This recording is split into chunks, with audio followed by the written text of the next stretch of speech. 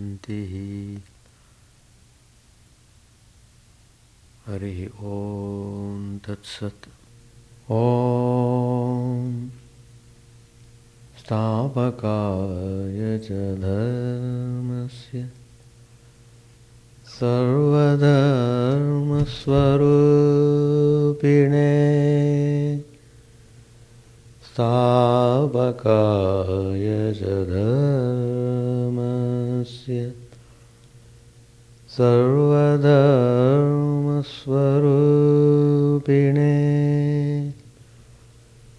Avatar Varishtaya Ramakrishna Te Namah.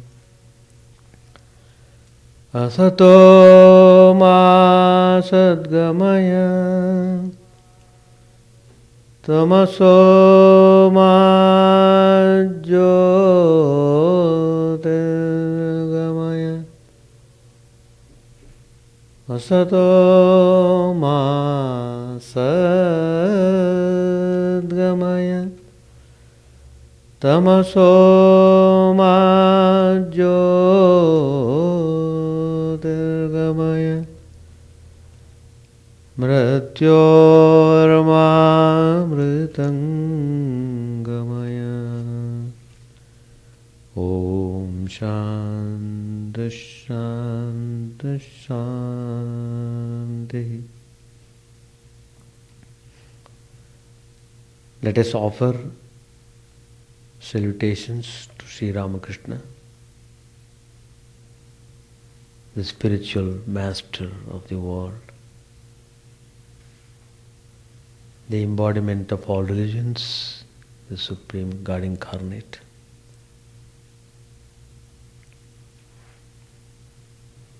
Let us pray to Him to remove all our ignorance, to remove illusion, to make our mind clean, free from all impurities, so that we can have the clear reflection of the Divine Spirit in our mind. Sri Ramakrishna has shown the method by which we should hold on to spiritual practices with determination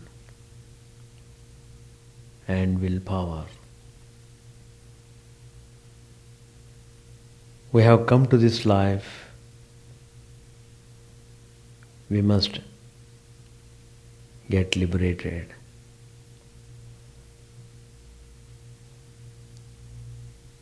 We must get rid of bondage. What's the meaning of bondage?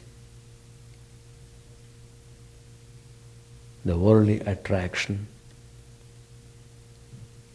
is bondage.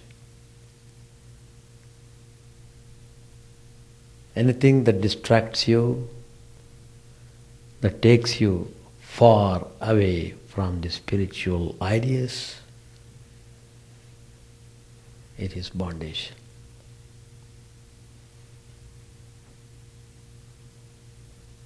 When the mind is running after things of the world, it is bondage. So, it is a real struggle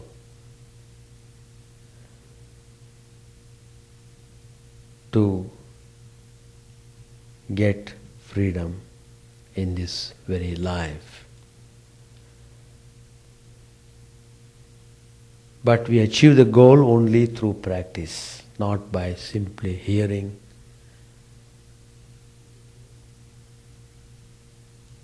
It's a hard-earned spiritual practices.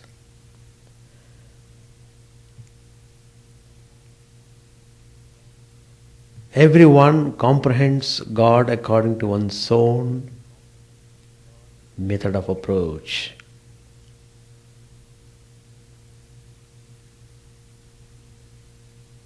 God is vast and infinite. Infinite manifestations of God are there. Whatever our mind grasps, that much we can have. We can't claim that we have known God completely.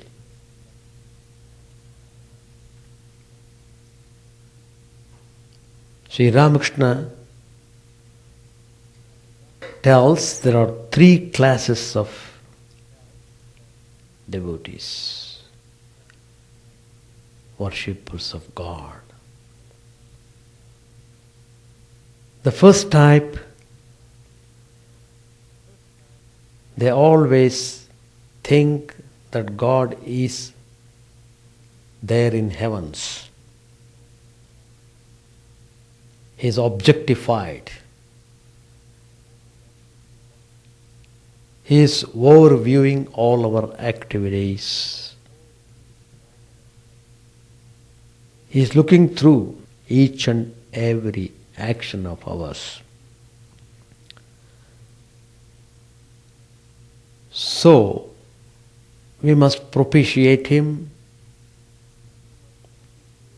to get freedom.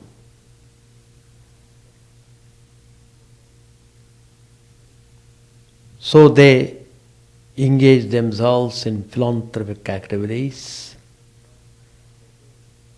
that may lead them to heavens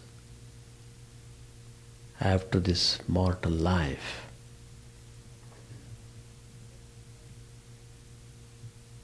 Second type of devotees, they believe that God dwells in the heart as the inner controller.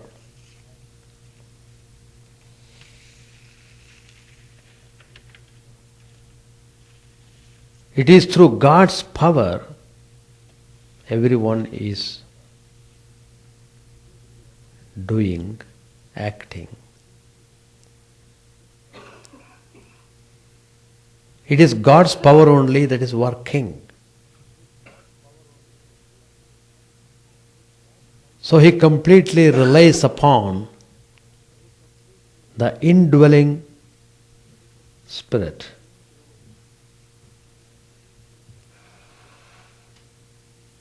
So he surrenders to Him so that he can live the life properly.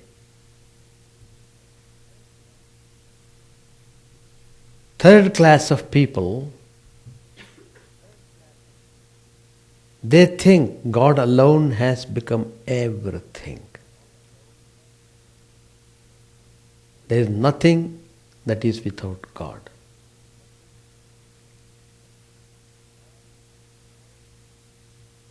All we see are so many forms of God. Anyway, as I said earlier, God is infinite. How much we can understand through our little mind?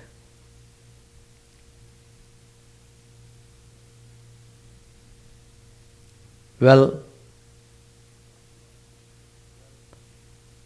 what's the advantage we get by seeing God? We get immense peace, immense joy. That's all.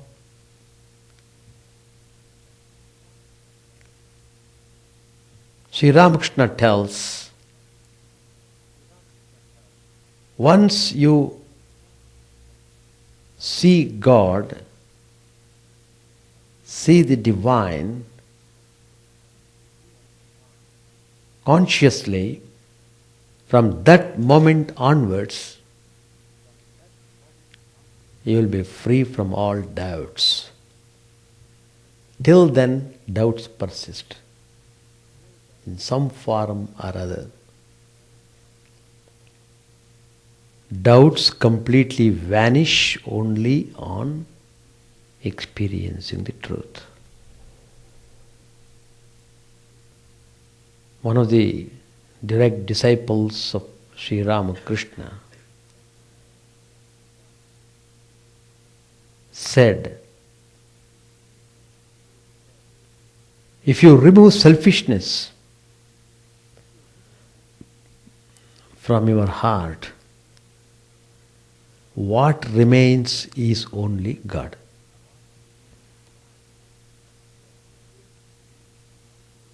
So, in one word, the whole thing has been explained. Be selfless. Get rid of selfishness.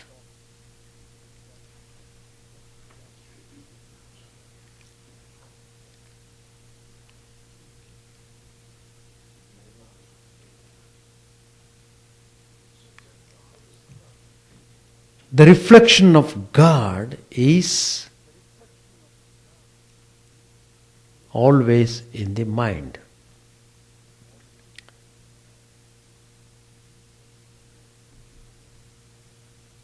That's why we give so much importance for cleaning the mind,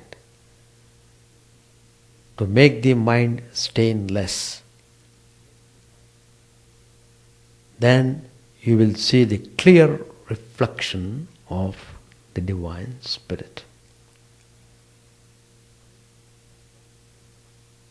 The mind should be tranquil and pure for the image of God to be observed.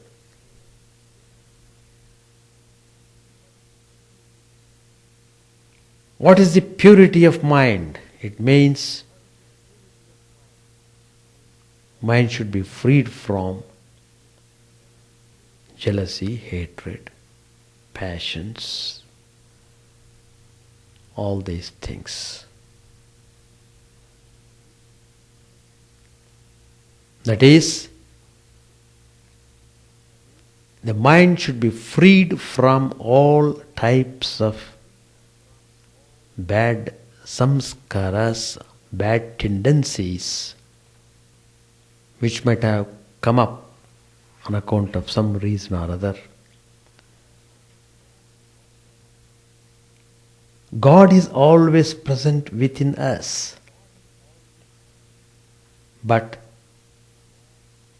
you will not be aware of that presence until the mirror of the heart is clean.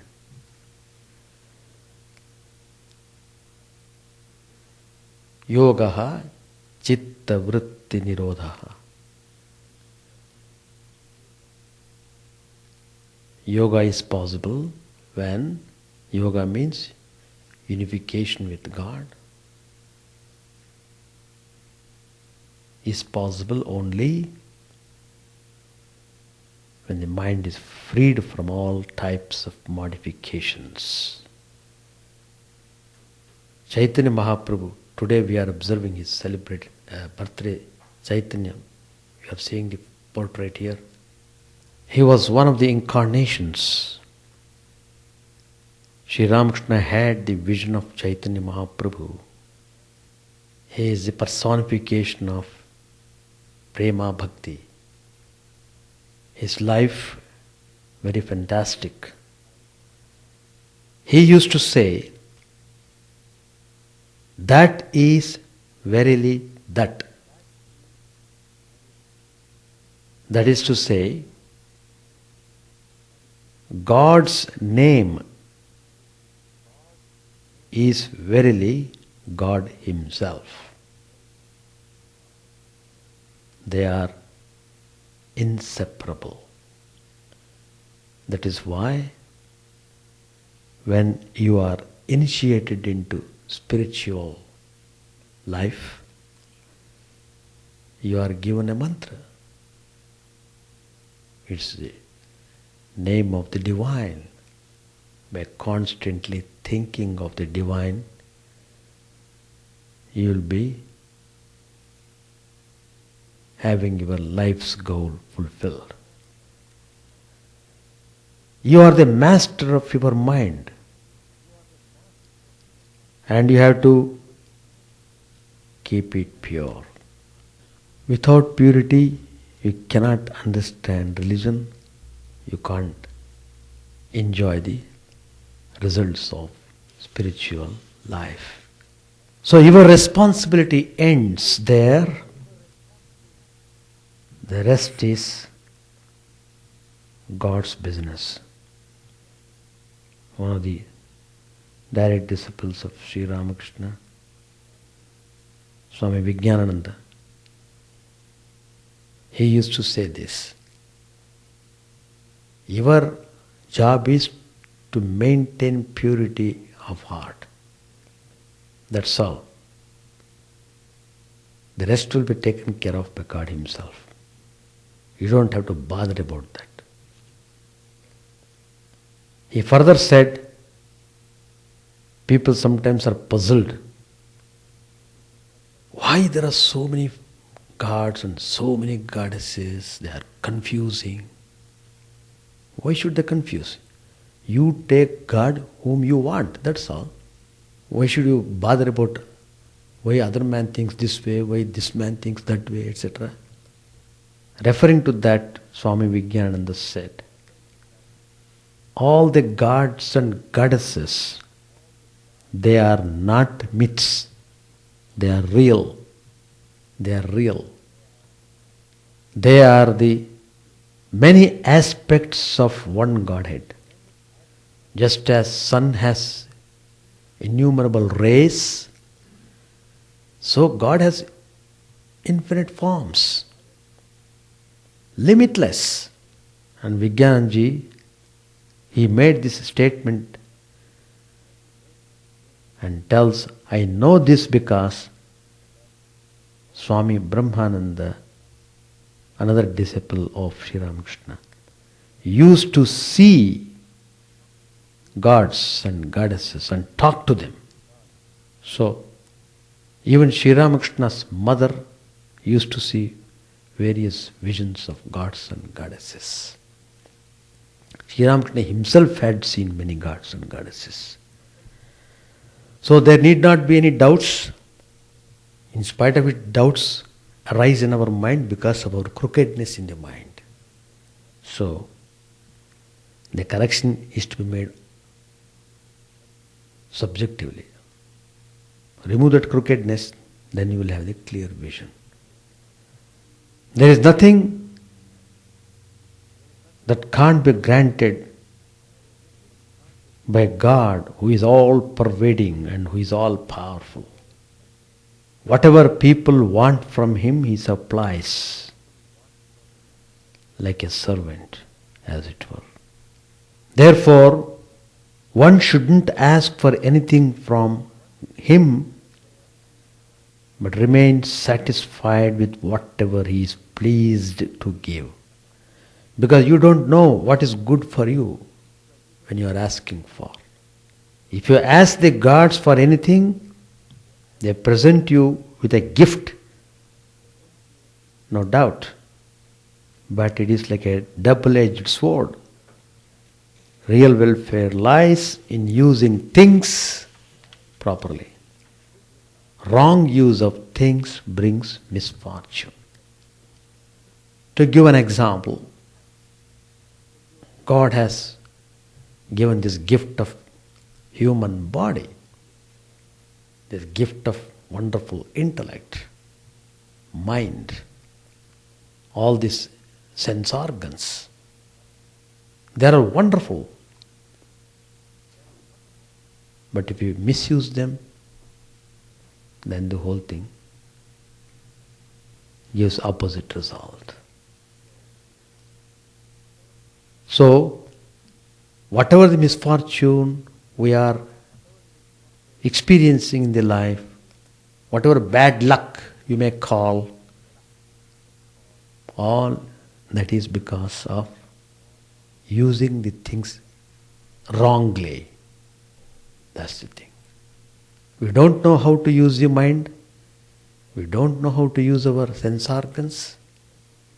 But we are living the life. That's why you feel lot of crime and sins rampant all over the world. No time for self-analysis. Too much of externalization. As I said earlier, mind is sitting tightly on the worldly things. How can you have real peace at all?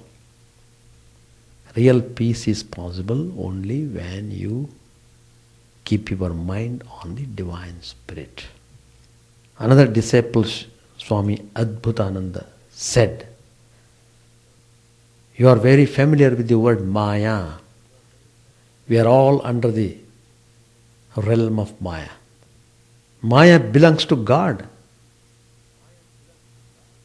But Maya is not God.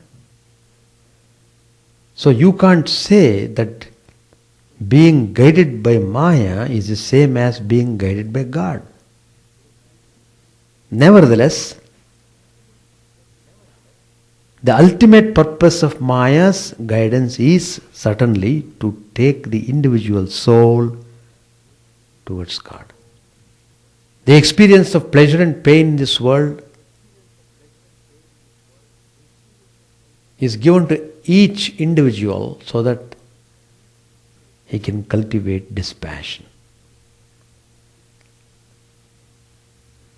so that he can turn towards God. Otherwise, nobody wants God if everything goes according to what they want. Maya is great, and that greatness is God Himself. The name of the Lord itself is Shakti. Shakti, power. The whole creation is full of power. So many varieties of power we are seeing in the world, manifested through so many agencies. God's power and the name is God Himself. Without worshipping Shakti, you can't realize God. That means without uttering the divine name, you can't expect to have the vision of God. It's called Shabda Brahma. God is present in the form of sound. Swami Chidananda ji, another disciple, said, again people keep on asking questions whether God is present in the image, in the portrait.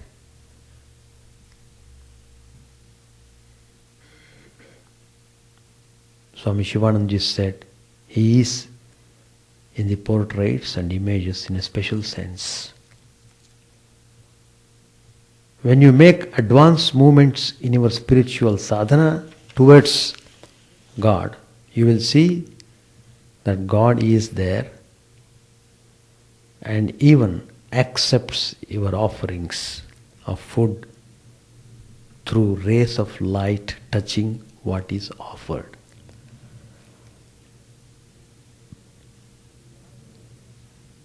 In the garden of your heart,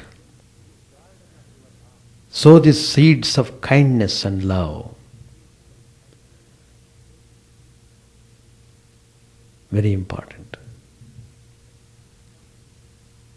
When spring comes, they will blossom into flowers, red roses of purity and peace. The law of love is a law of the cross. That means the law of sacrifice. If you would love, be prepared to sacrifice.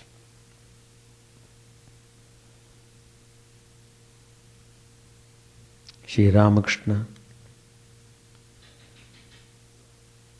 whose teachings we are meditating upon every Tuesday, who is guiding us in every manner in spiritual way. He is by you, with you, within you. He is nearer to you today than he was yesterday. Nearer to you than any of your friends can ever be.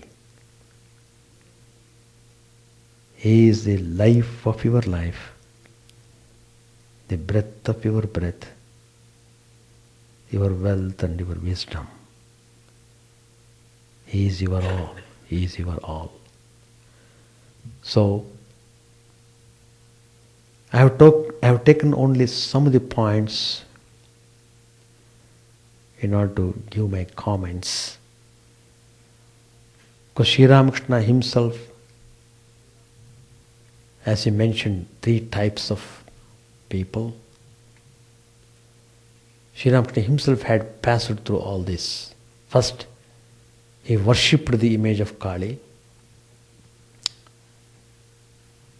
Then he had the vision. And afterwards, in the second stage, he felt that Divine Mother was in his own heart. He would always feel her presence. He would tell the devotees, do you know what is inside? Nothing but Divine Mother. So, he had complete unification, identification with the Divine Mother. He always felt her presence in his heart. He would never see any difference between the Divine Mother being worshipped in the temple and his own wife, Sharada Devi, and all the women for that purpose.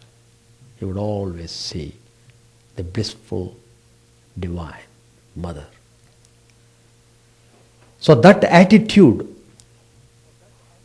of looking everyone as the personification of God's different forms, that enables one to maintain purity of the heart. So the third stage, Sri Ramakrishna experienced that God is everywhere. He is everything. There is nothing that is without God.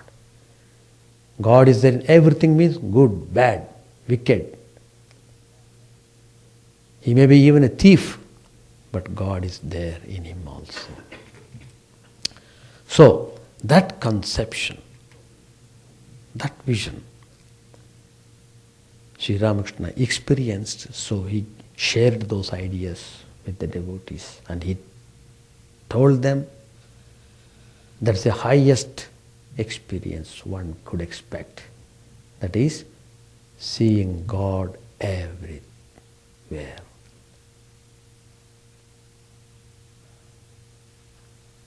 Nothing but God exists. Nothing but God exists. Sarvam Kalvidam Brahma, Upanishad says. Everything is verily Brahman. So, let us try to follow his instructions. You feel inspired to go onward in this spiritual path, but you have to take care of all the things required: maintaining the purity of the heart, cultivating good tendencies, regularly doing practices such as meditation, prayers. These are the method, and to be in constant touch with holy people. To be in a good environment where your mind gets automatically concentrated. You feel a kind of peace, a joy. So all these faculties are important. Well, with these words, I conclude my comments on my reading Gospel in the last class. Now I shall read a few more pages, and then I invite your questions.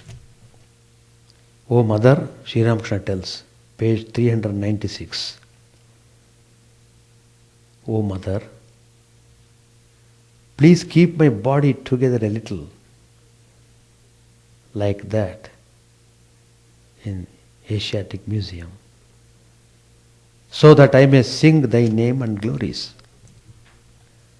Why this desire to live? After Ravana's death, Ram and Lakshman entered his capital and saw Nikasha, his old mother, running away. Lakshman was surprised at this and said to Ram, Ram, what is this? All her children are dead, but still life attracts her so much. Rama called Nikasha to his side and said, don't be afraid. Why are you running away? She replied, Rama, it was not fear that made me flee from you. I have been able to see all these wondrous actions of yours simply because I am alive.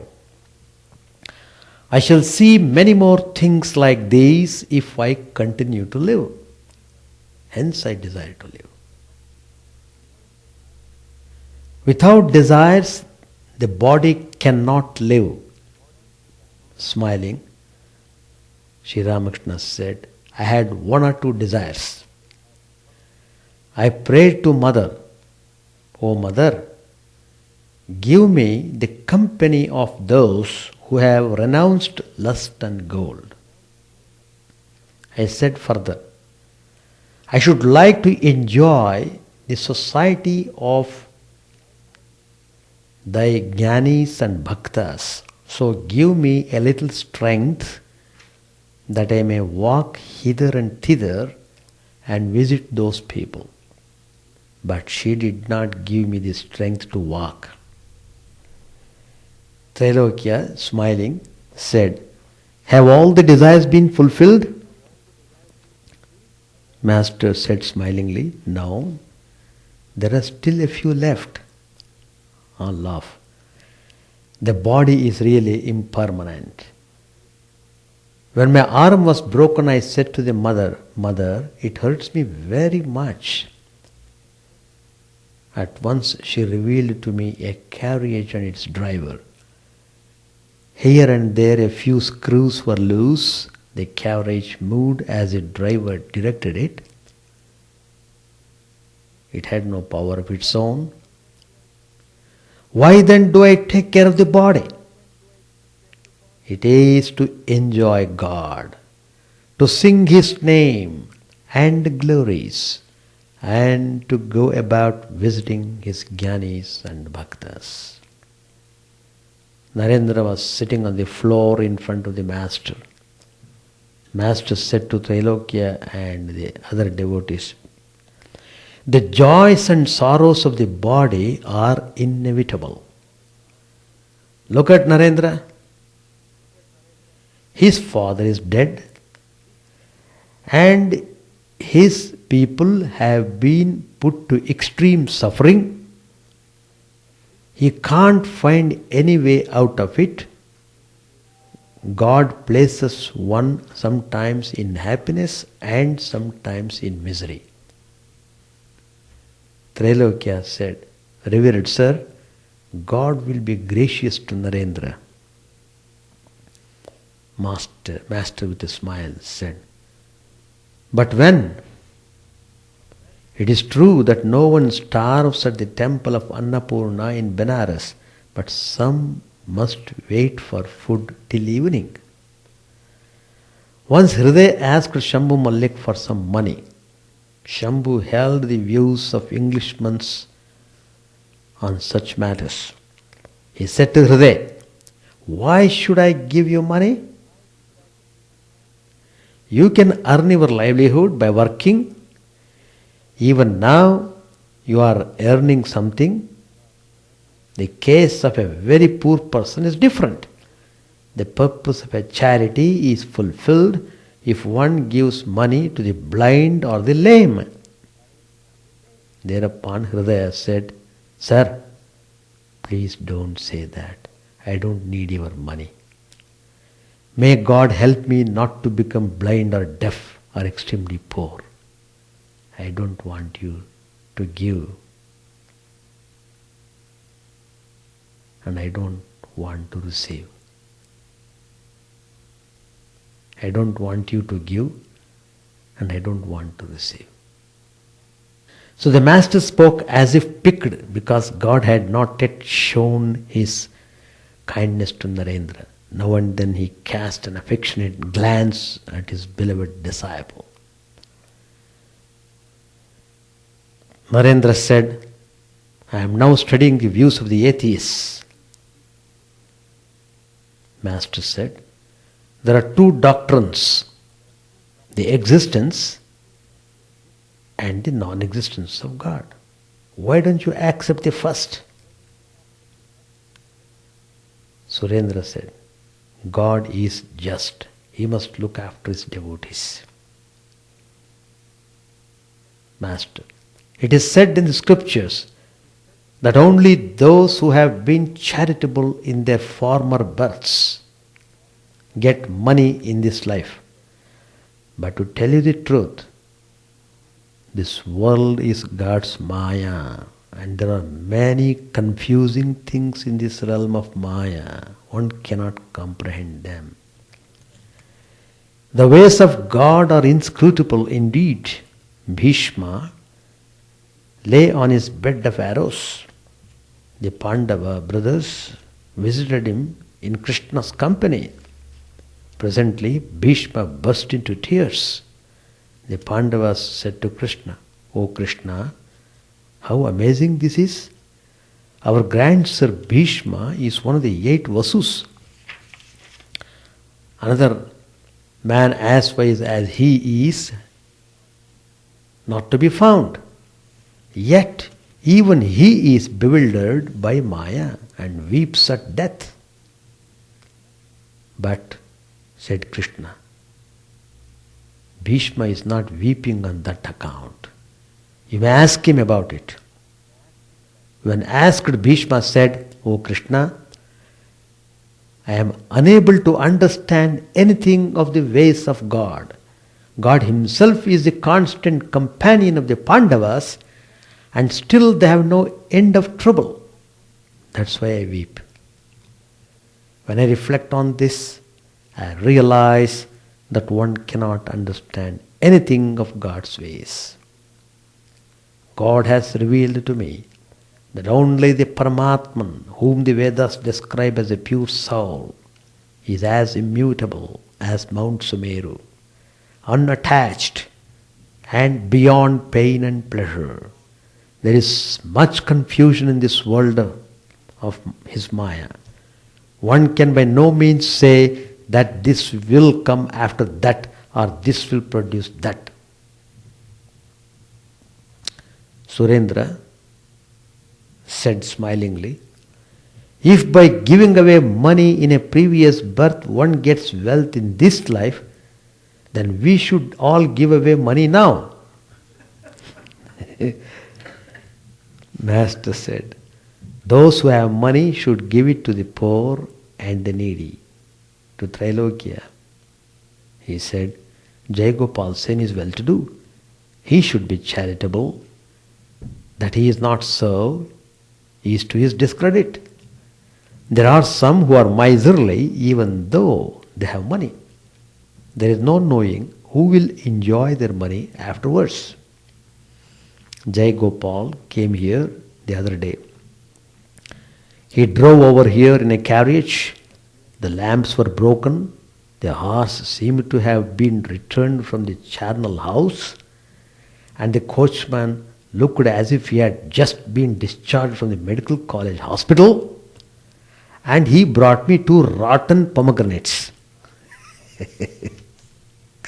I laugh. Surendra said, Jai Gopal Babu belongs to the Brahma Samaj. I understand that now there is not one worthwhile man. I understand that now there is not one worthwhile man in Keshav's organization. Vijay Goswami, Shivanath and other notables have organized the Sadharan Brahma Samaj. Master said smilingly, Govinda Adhikari, it is said, would not keep good actors in his theatre lest they should claim a share of the profits. All laugh. The other day I saw a disciple of Keshav. A theatrical performance was being given in blissful awareness, waves of ecstatic love arise, rapture divine, play of God's bliss. Oh, how enthralling! Wondrous waves of the sweetness of God, ever new and ever enchanting, rise on the surface, ever assuming, forms ever fresh. Then once more in the great communion, all are merged as the barrier walls of time and space dissolve and vanish. Dance then, O mind, dance in delight with hands upraised, chanting Lord Hari's holy name. Sri Ramakrishna requested Trailokya to sing this song beginning, O Mother, make me mad with thy love. Trailokya sang, O Mother, make me mad with thy love. What need have I of knowledge or reason? Make me drunk with thy love's wine. O thou who stealest thy bhaktas' hearts, drown me deep in the sea of thy love. Here in this world, this madhouse of thine, some laugh, some weep, some dance for joy. Jesus, Buddha, Moses, Gauranga, all are drunk with the wine of thy love. O Mother, when shall I be blessed by joining their blissful company? That concludes chapter 19. Now it's your session. My session is over. Your session is questions. Any clarification, any commentary or anything, whatever you want to say. See, three types of devotees I explained, is it not? So, one is one who believes God is in heavens and performs worship, etc., in order to get into heaven. And the second type is he feels God as the inner controller. He is always feeling the presence of God in his heart. The third class of devotees sees that he sees God everywhere. It is God alone appearing as many. The sun and its rays, they are one and the same. The sun appearing in the form of rays is nothing but sun only. In the same way, Brahman or divine spirit in his manifold existence we are seeing. So everything is in God. Nothing is outside God. So that vision, there is a highest type of realization. Sri Ramakrishna explains. There are people who have that kind of experience. I am giving the example of Sri Ramakrishna's life itself because Sri Ramakrishna wanted to show to the people, and in fact he was all along telling that first of all you somehow try to see God, then everything else. So he took that attitude, and from the beginning he never wasted his time in any other thing. He never went for job, he never went for formal education. He would ask, what type of education is this? Does it solve the problem of life? By knowing which I know everything. Do I get that type of knowledge? What is the use of this knowledge which does not give me fulfillment in life? So why not I try for that joy, that knowledge, superior knowledge we call. Superior knowledge. Knowledge dealing with divine is called superior knowledge. Anything else is called inferior knowledge. So he rejected the inferior knowledge. He chose the superior knowledge and he struggled. For 12 long years he did spiritual practices. He worshipped the divine spirit in the image, following all the disciplines required, and he got the vision of the mother. And mother herself made arrangements for him to go further in spiritual pursuits. So he could practice all types of religions to find out the truth in them. Finally he concluded everyone is really true.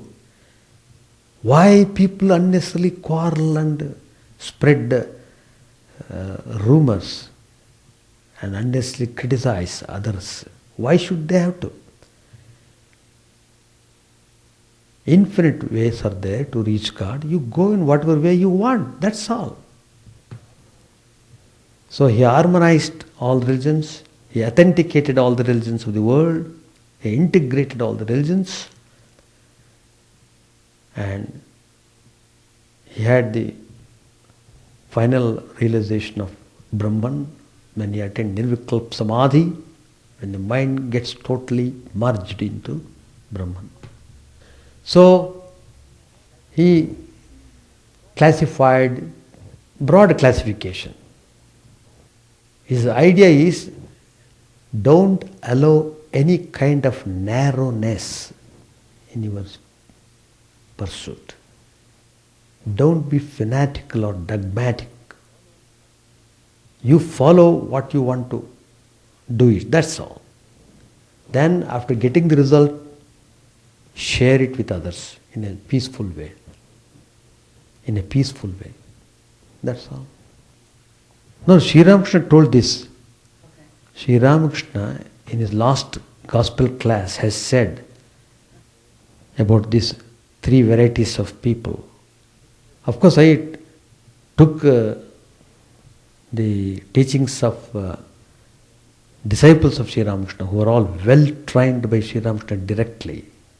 You can see on the back side, all the pictures are there. Yeah. Out of them, 3-4 people had come to America. America is very fortunate in that sense. Vedanta has entered into America nicely, starting from Vivekananda. Abhedananda came, Vivekananda came, Turiyananda came, Shardananda came. See? They all came and just out of love towards humanity. But they may come, they may show us the way, but if we don't walk, then you won't get the result. You have to walk. Walk in the footsteps of those great people. That's all. Harmony of religions. Vedanta means impersonal aspect of God. Impersonal aspect. No question, but you can give comments. About the vision, huh? It's not a dream state. In the dream state, you are ignorant. Because in dreams we also see many things. We see temples, we see so many things. But it's a dream. He saw these visions consciously aware, being consciously aware. That's the... So when he went to attend some celebration in Panihati, there he had the vision of Chaitanya Mahaprabhu. And when he had the vision of the Divine Mother, after long practice, he fell unconscious. After getting the vision only, he fell unconscious. That means he was fully aware of what he was seeing. The flood of light enveloped the whole place, and he was just drowned in that light. He lost consciousness. After a long time, he regained consciousness, but the joy remained with him for many days. Because to convince him that it is true knowledge, not simply hallucination. For example, Madhur Babu had that vision. For example, Madhur Babu, who was taking care of Sri Ramakrishna, he was puzzled to see who is this Sri Ramakrishna. He was sitting there watching him. Sri Ramakrishna at that point of time was walking back and forth in his room, in front of his room. And Madhurnath was just looking at him, asking within himself, who is this? Who is this gentleman? He was puzzled. But then after a few minutes he saw, when Sri Ramakrishna was walking in one direction, he saw him as veritable Lord Shiva, with a trident, etc. He was amazed, and when he was going in opposite direction, he saw him as Divine Mother Kali of the temple. He rubbed his eyes to make sure he is not seeing a dream, whether it is real or not. He saw it, real vision. So, from that time onwards, he ran to the Sri Ramakrishna and told her, now you can't hide me anymore, I have known what you are. Like that it tells. So, but that is true. By the grace of holy people, sometimes by their compassion, they give you some glimpse of divine glory. But you have to establish it yourself by doing sadhana. To give an example again, on Kalpataru day, January 1st, we observe every year, the day before passing away, the day before Sri Ramakrishna left his mortal body, he found, my day is over. Before casting off this body, let me bless all these people. He was he could not even get up. He was so terribly weak. For many days he had no food. He was on completely liquid diet because of the throat cancer. Such a person, standing up and calling them, and come all of you, he called, and touched each one of them without their being asked. Each one of them had the vision of whatever form of God they were worshipping in their heart. Each one had. And then Sri Ramakrishna made a statement, I have given you the glimpse. It is for you to maintain it. Do the sadhana, establish yourself thoroughly. I have shown you the way, I have shown you the truth. Of course, in one of the classes, some person was telling, Swamiji, what you say, everything is true. We also know it is like that, but we can't do it. Like that they say. That's the position. Why you can't do it? Because you are not given training to your body, to your mind, to your things, etc. Just you are being carried away by the external force. There is no training. Without training, how can you learn?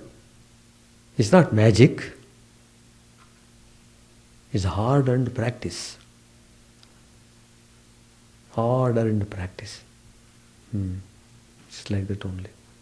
All right, we will conclude. Chant the name of the Lord and His glory unceasingly, that the mirror of the heart may be wiped clean, and quenched that mighty forest fire, worldly lust raging furiously within. O name, stream down in moonlight on the lotus heart, opening its cup to knowledge of thyself. O self, drowned in the waves of his bliss, tasting his nectar at every step, bathing in his name, that bath for weary souls. Various are thy names, O Lord, in each and every name thy power resides. No times are set, no rites are needful for chanting of thy name. So vast is thy mercy, how huge then is my assuredness, who find in this empty life and heart no devotion to thy name. O my mind, be humbler than a blade of grass, be patient and forbearing like a tree. Take no honor to thyself, give honor to all. Chant unceasingly the name of the Lord. O Lord and soul of the universe, mine is no prayer for wealth or retinue, the playthings of lust or the toys of fame. As many times as I may be reborn, grant me, O Lord, a steadfast love for thee. A drowning man in this world's fearful ocean is thy servant. O sweet one, in thy mercy consider him as dust beneath thy feet. Oh, how I long for the day when an instant's separation from thee, O Lord, will be as 1,000 years, and my heart burns away with its desire, and the world without thee is a heartless void. Prostrate at thy feet let me be in unwavering devotion, neither imploring the embrace of thine arms, nor bewailing the withdrawal of thy presence, though it tears my soul asunder. O thou who stealest the hearts of thy devotees, do with me what thou wilt, for thou art my heart's beloved, thou and thou alone. O Lord, lead us from the unreal to the real, lead us from darkness to light, and lead us from death to immortality. May all be free from dangers, may all realize what is good, may all be actuated by noble thoughts, may all rejoice everywhere. May all be happy, may all be free from disease, may all realize what is good, may none be subject to misery. May the wicked become virtuous, may the virtuous attain tranquility, may the tranquil be free from bonds, may the freed make others free.